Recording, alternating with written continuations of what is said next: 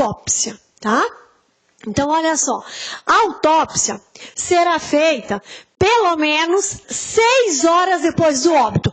Registrem isso. Eu até coloquei em outra cor, ó. A autópsia será feita pelo menos 6 horas depois do óbito, ok? Mas é obrigado, professor, a ser feito somente 6 horas depois do óbito? A lei fala, a autópsia será realizada quando? Pelo menos 6 horas depois do óbito. Pelo menos 6 horas depois do óbito. A não ser que, em se tratando de uma morte violenta, imaginemos uma decapitação. Está claro e evidente, né? A pessoa foi vítima de 15 disparos de arma de fogo. Está claro e evidente, né? Então, a não ser que diante de mortes violentas, o perito já consiga o quê? Visualizar e diagnosticar a causa da morte. Se for visível o diagnóstico da causa da morte, tá? O perito não precisa fazer esse exame de autópsia. Não há necessidade de fazer o exame interno no cadáver, tá ok? Também, né? Então não há necessidade de fazer o exame interno no cadáver. Se for uma morte onde não há crime a ser investigado, também nós vamos dispensar o quê? O exame da autópsia, tá? Então, em 2 situações, poderá ser dispensado o exame de autópsia. Primeira situação, quando for uma morte violenta e visível for ao perito a causa da morte. Então, dispensa-se o exame interno. A segunda situação, quando não se tratar de uma morte violenta, quando não se tratar, vamos dizer assim, de uma cena de crime, quando daquela morte não resultar infração penal a ser apurada. Quando da morte não resultar infração penal a ser apurada, também dispensa-se o quê? A autópsia. Um claro e evidente caso de suicídio, onde descarta-se a situação e a possibilidade de homicídio. Então, não há necessidade de se fazer a autópsia, não há necessidade de se fazer o exame interno para detectar a causa da morte. Então, essas são as 2 situações que dispensa a autópsia. Ok. Agora, uma outra situação que nós também precisamos trabalhar, porque está no texto de lei. Ou seja, os peritos podem, quando for realizada a autópsia, quando for necessária a realização da autópsia, os peritos podem realizar essa autópsia em um período menor de 6 horas, em um intervalo menor de 6 horas? Pode, deve um intervalo de 3 horas entre a morte. Pode o perito realizar a autópsia? A lei fala pelo menos 6. Teve um intervalo de 4 horas entre a morte. Pode realizar a autópsia? A lei fala pelo menos 6. Um intervalo de 5 horas? Pode? Pode, tá? Então, o perito pode, né, o médico legista pode muito bem realizar a autópsia em um intervalo menor, né, de 6 horas da morte. Quando? Quando tiver plena certeza, plena convicção da morte, né? Plena certeza, plena convicção da morte. E o perito, quando realizar a autópsia no intervalo inferior de 6 horas, tá? Que a lei pede, ele irá o quê? Irá mencionar isso no laudo. Isso deverá ser registrado no laudo. A perícia foi realizada 3 horas após a morte, 4 horas após a morte, 5 horas após a morte. Quando fizer no intervalo menor, deverá o quê? Registrar isso no laudo pericial, no seu relatório que dá origem ao laudo, ok? Então, olha só. A autópsia será feita pelo menos 6 horas depois do óbito, salvo, olha aqui a exceção, salvo se os peritos, pela evidência dos sinais da morte, julgarem que possa ser feita antes daquele prazo de 6 horas. O que declararão no auto, ok? O que declararão no auto, tá? Lembra, auto é quando o perito dita ao escrivão e não escreve de próprio punho, ok? Então, a autópsia será feita pelo menos 6 horas depois da morte, podendo ser realizada no intervalo menor, se estiver evidente os sinais de morte. Mas isso deverá ser o quê? Constatado no auto. Agora vem o parágrafo único. Olha que interessante.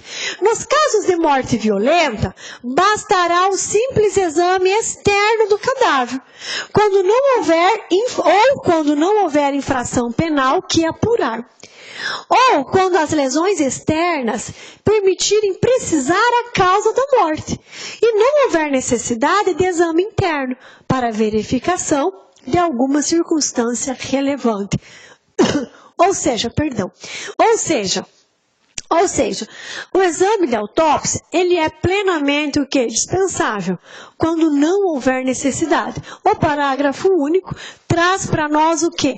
As causas de dispensabilidade do exame de autópsia. Então, gravem isso. O parágrafo único do artigo 162 apresenta as causas de dispensabilidade do exame de autópsia, ok? Então, vamos lá. A autópsia, ela é o quê? É o exame para verificar a causa da morte. E exige esse prazo, intervalo mínimo de 6 horas, para fins de confirmação da morte. Somente é dispensada em caso de constatação externa da causa da morte, o que ocorre em morte violenta, ou que não há infração penal a ser apurada. Caso os sinais da morte sejam evidentes, poderá o perito realizar o exame de autópsia antes das 6 horas que é após a morte, devendo ser justificado no laudo essa decisão. Ok? Bem facinho, né, pessoal? Aí, nós temos aqui, né, uma figura. Essas figuras aqui, tanto a primeira, quanto essa, quanto as próximas que eu irei mostrar para vocês, elas estão de acesso, né, lá no Google, no YouTube, né? Então, há várias fotos. Então, procuramos aqui no LAC pegar fotos onde não exponha o quê? O rosto da vítima, né? Não exponha o rosto da pessoa para fins de que não haja identificação, certinho? Então, olha aqui, olha só, nós temos aqui a abertura na parte superior. E o perito médico legista o quê? Trabalhando, não é mesmo? Então, isso aqui, pessoal, é um exemplo de autópsia, tá? É uma figura para nós compreendermos o exame de autópsia, que é um exame o que interno, né? É um ser humano vendo dentro de outro ser humano. Nada mais que isso. Um ser humano vendo dentro de outro ser humano. Então, esse é o nosso exame de autópsia, ok? Agora, também, né, depois da autópsia, nós temos um outro exame, que é feito no momento mais adiante, a exumação, tá? Perdão, mais uma vez, vocês me desculpem por essa tosse, me desculpem mesmo. Nós temos a exumação. Quando que nós teremos a exumação? Em que consiste a exumação? A exumação nada mais é que o desenterramento do cadáver, né? Para fins de identificação dele, ou se houve dúvidas ou laudos contraditórios em relação à causa-morte. Então, nós vamos desenterrar o cadáver e fazer o quê? Novos exames, ok? Então, olha só.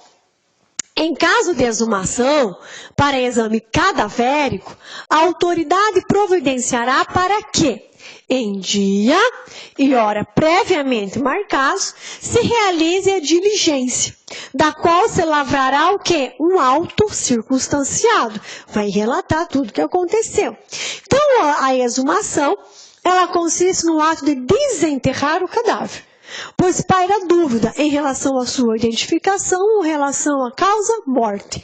Então, nós podemos falar o seguinte, olha só que legal. Nós podemos falar que nós temos exumação para duas finalidades, né? Então, olha só aqui, ó, exumação.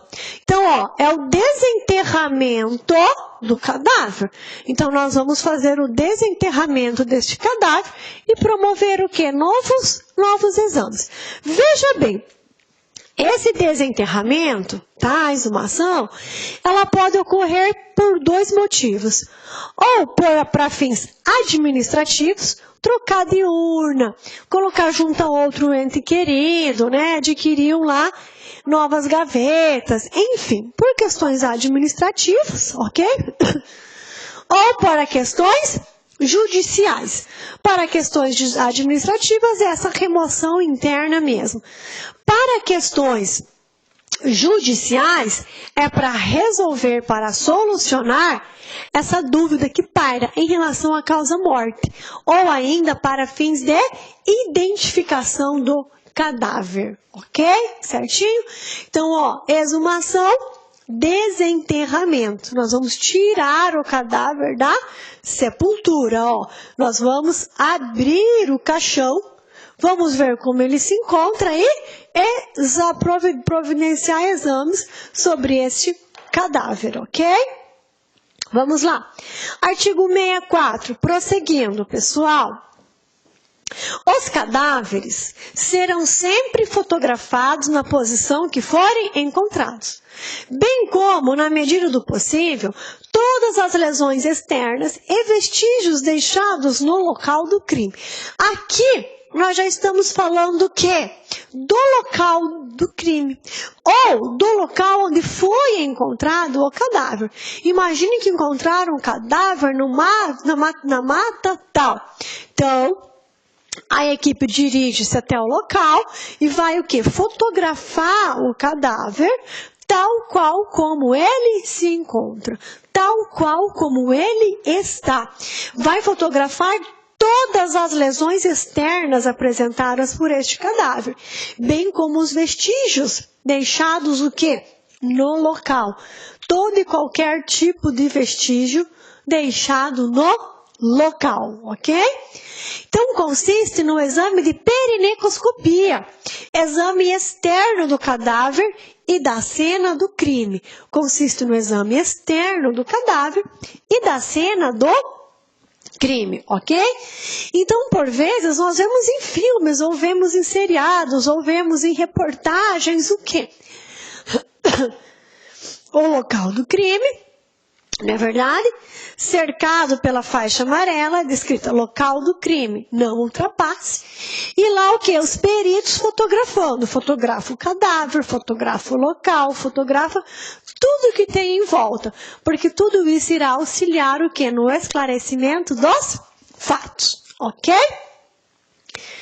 Olha só.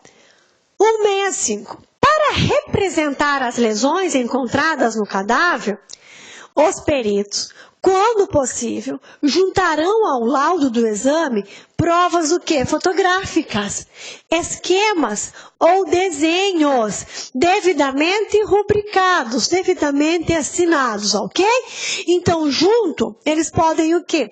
Anexar fotos, desenhos e esquemas, ok? Para melhor compreensão da situação. São documentos que auxiliam a compreensão do laudo e comprovam a conclusão dos peritos. Então, esses acessórios aqui, esses documentos acessórios, eles auxiliam na compreensão do laudo, ok?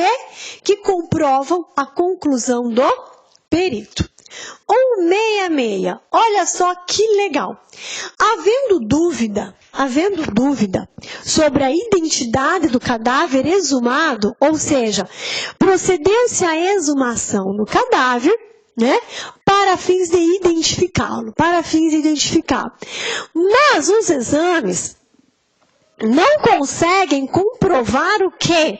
Não conseguem comprovar a identidade dele. Não consegue identificar. Neste caso, o que pode suprir esse exame que não conseguiu identificar? O que pode suprir? O que nós falamos no início da aula? Poderá suprir a prova testemunhal, ok? Então, olha só. Havendo dúvida sobre a identidade do cadáver exumado, Proceder-se ao reconhecimento pelo Instituto de Identificação e Estatística, ou repartição congênere, ou pela inquirição de testemunhas, lavrando-se auto de reconhecimento e de identidade, no qual descreverá o cadáver, com todos os sinais e indicações. Então, olha só. Perdão, mais uma vez. Então, olha só, pessoal. Aqui, havendo dúvida sobre a identificação do cadáver exumado, pelo que poderá suprir? Pelas testemunhas, ok? Parágrafo único. Em qualquer caso, serão arrecadados e autenticados todos os objetos encontrados, que possam ser úteis para a identificação do cadáver, tá ok? Então, tudo que for encontrado vai ser arrecadado para fins o quê? De auxiliar, de direcionar a identificação do cadáver. Artigo 167. Não sendo possível o exame de corpo de delito, por haverem desaparecido os vestígios, a prova testemunhal poderá suprir-lhe a falta. Tá aqui, galera, artigo 167, o que nós estamos falando, ó, desde o início da aula. Há um crime que deixa vestígios, mas os vestígios desapareceram. O que pode suprir-lhe a falta? A confissão do acusado? Não.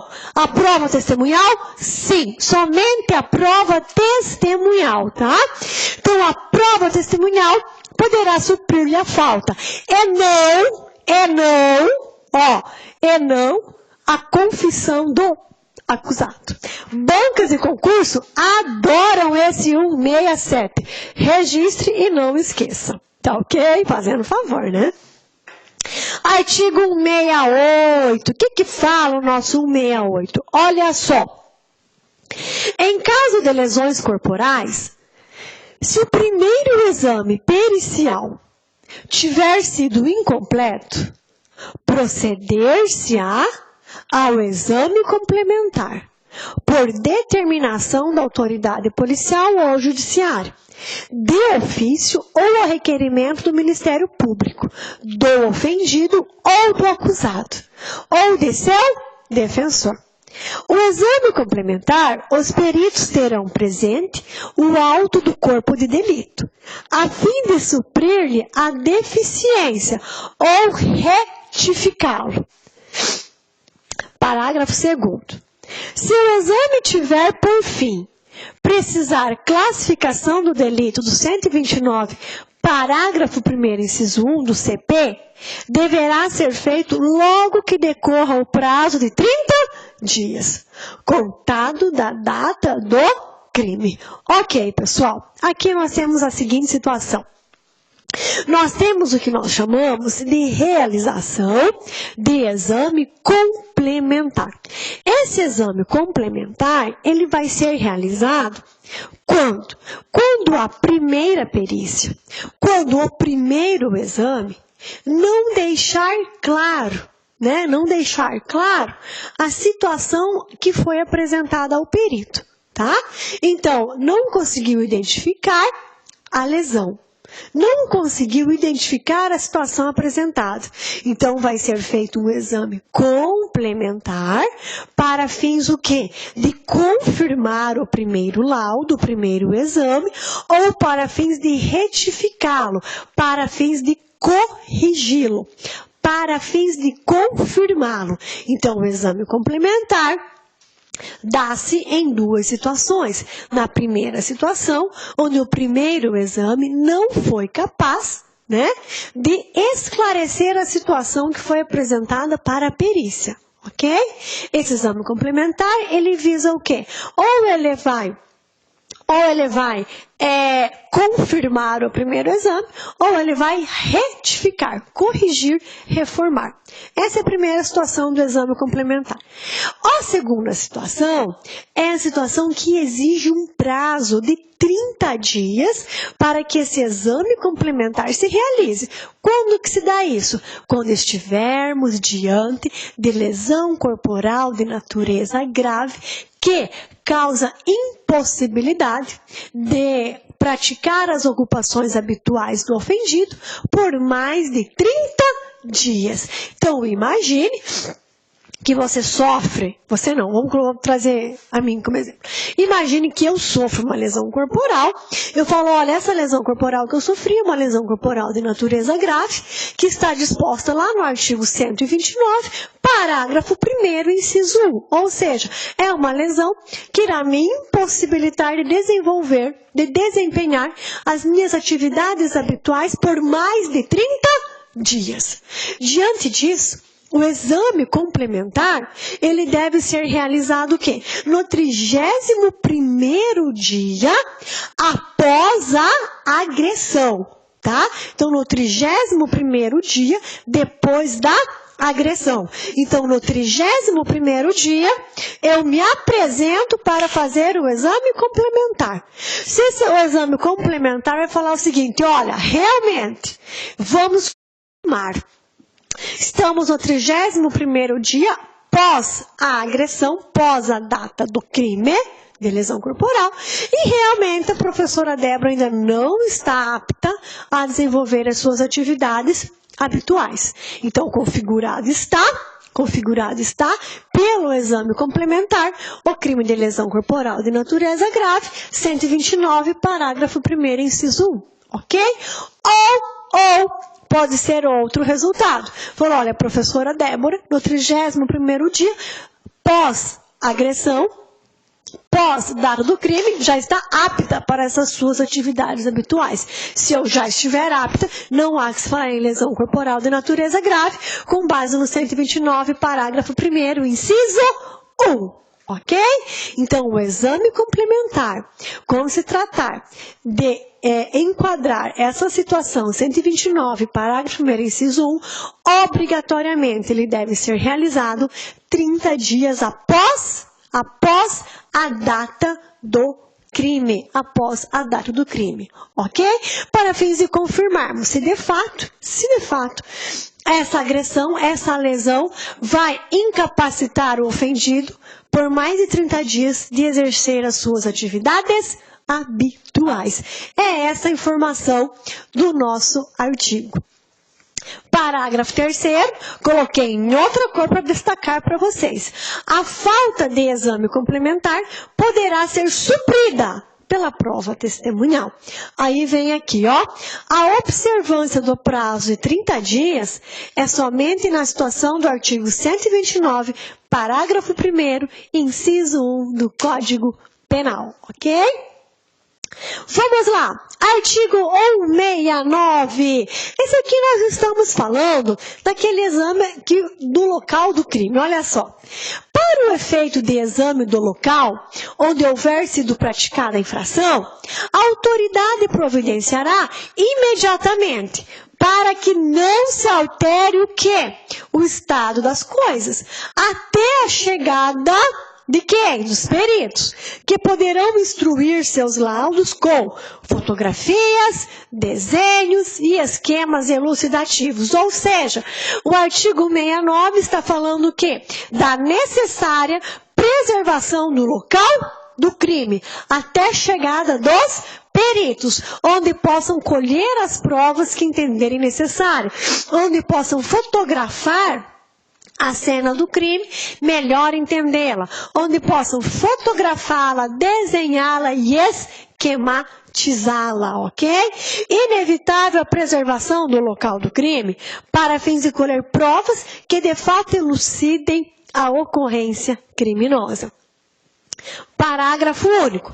Os peritos registrarão no laudo as alterações do estado das coisas e discutirão no relatório as consequências dessas alterações na dinâmica dos fatos. Ou seja, se houver alteração da cena do crime, isso vai ser o quê?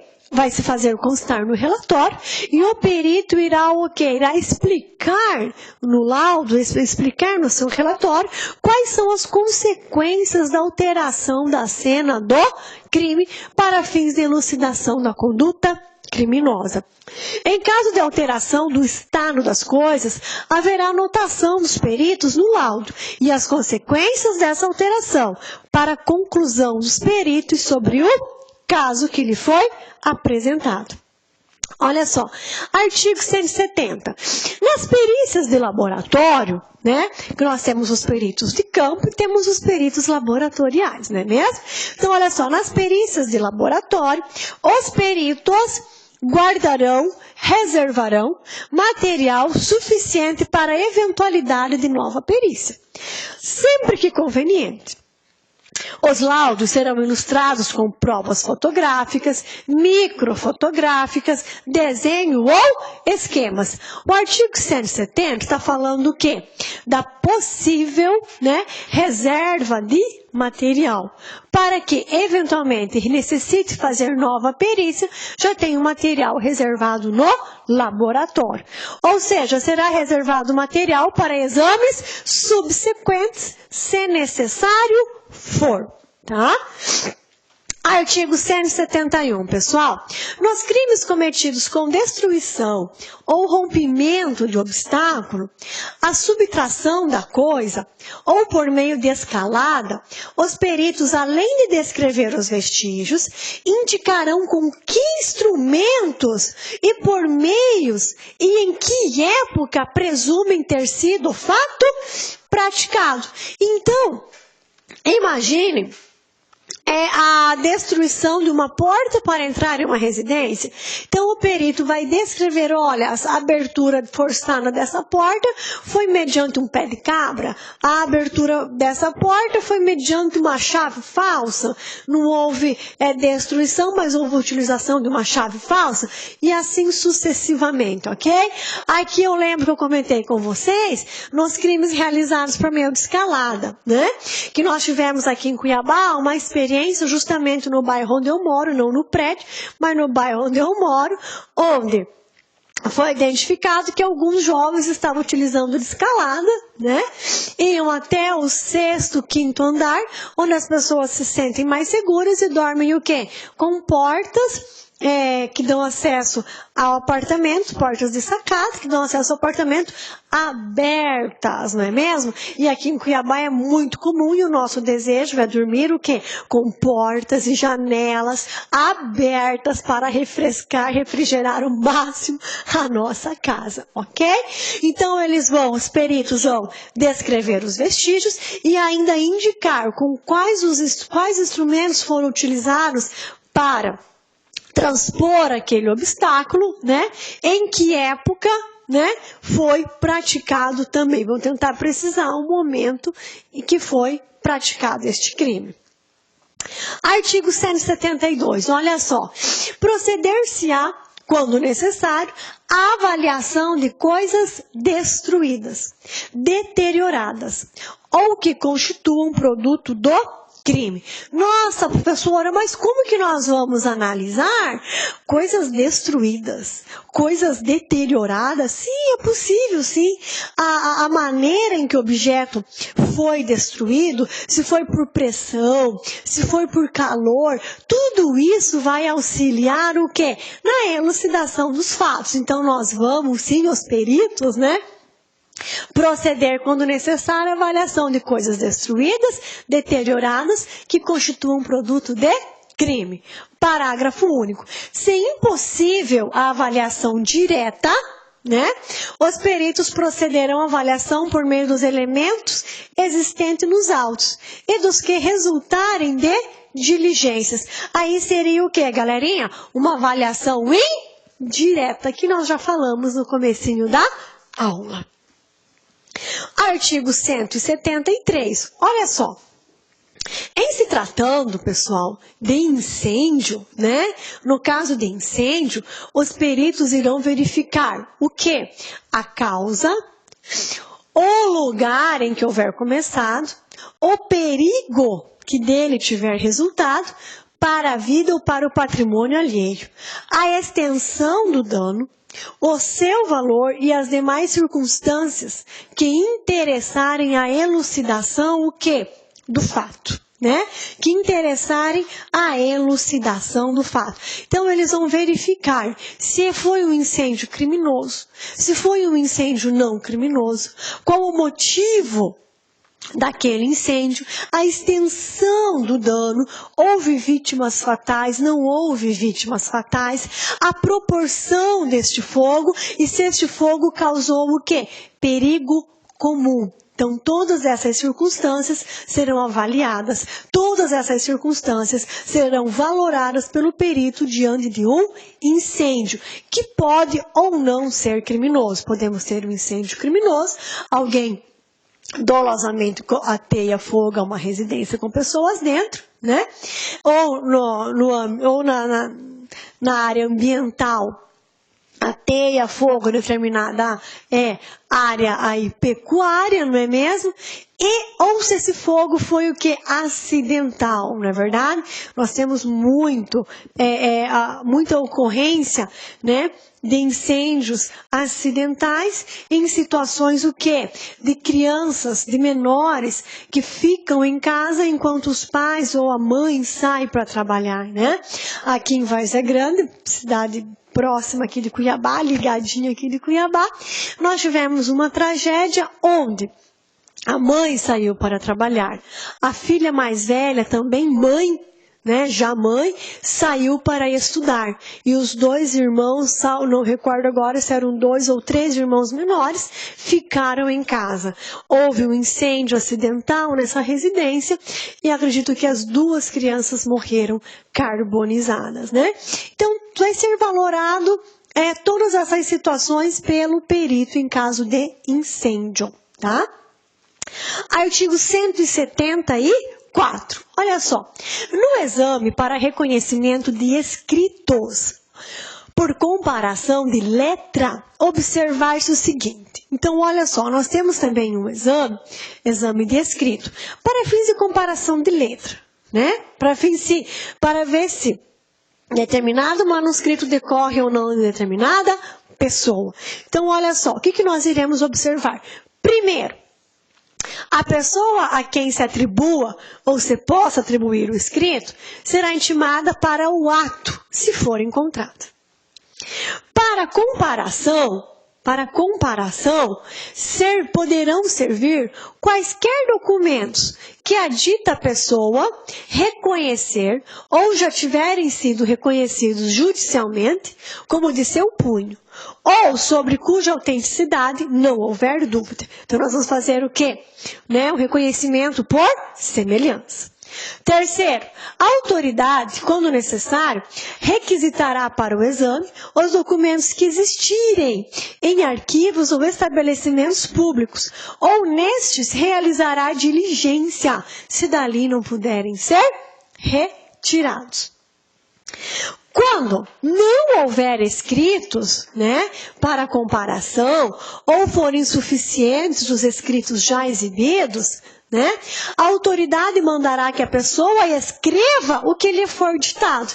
Então, a pessoa foi encontrada, não é verdade? Ela foi encontrada nessa situação, e os escritos que tem arquivados e tidos como verdadeiros não foram suficientes para fins de comprovação. Então,